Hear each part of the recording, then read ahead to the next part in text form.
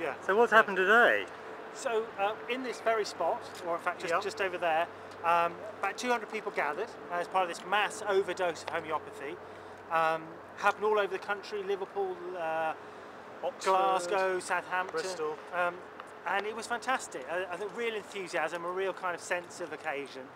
And the point of it, I think the point of it for me was to demonstrate, make people aware of the fact that homeopathy isn't a herbal medicine, but it's actually a medicine that's got absolutely nothing in it. And if people want to buy sugar, there are cheaper ways to get sugar than to go to Boots, for example. Yeah, and I think it's also quite important to highlight that respected chemists on the high streets are prepared to sell people this as well and make money from it. And undoubtedly people know in the chemists, the pharmacists know that they are inert sugar pills, and yet they're prepared to take money off people for teething babies remedies and travel sickness and so on. And I think that just needs highlighting. I've been to 3 Boots this week, and the first one said yes, there's evidence of that it works. The second one again said there's good evidence that homeopathy works. And the third one, I wasn't even asking about homeopathy, and the first line of treatment they offered me was a homeopathic pill. And I just think it's utterly shocking. And it's a circular thing that people trust Boots, and they see it on the shelf on Boots, so they assume homeopathy works. And then because they assume it works, they go back into Boots and they start asking for it. So Boots really do need to decide whether they want to be a pharmacist with a very good reputation, or a pharmacist who'll sell anything to anyone as long as they're prepared to pay enough money. And the trouble is, I don't think people are, the learned societies, trading standards offices, other people don't seem to be doing anything about it. So the great thing about today was that young people and us,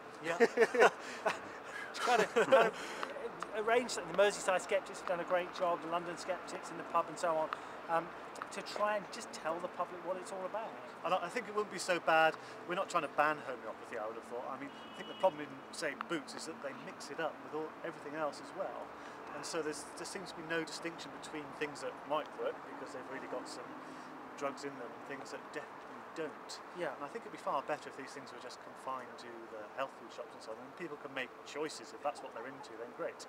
But in chemists, that strikes me as just being wrong. Or proper labelling would be a way forward. You know, if it said, you know, there is no good evidence to suggest this product works for anything whatsoever. A bit like the labelling on foods, perhaps, that say high fat and high evidence, no evidence.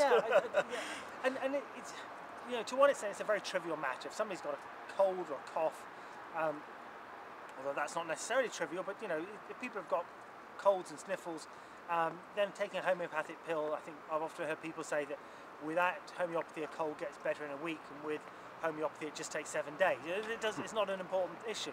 But on the other hand, David Colquhoun, Professor Colquhoun, who writes the blog Improbable Science, he's been into Boots recently and said, look, I've got a grandchild, and the grandchild's a young baby with diarrhea.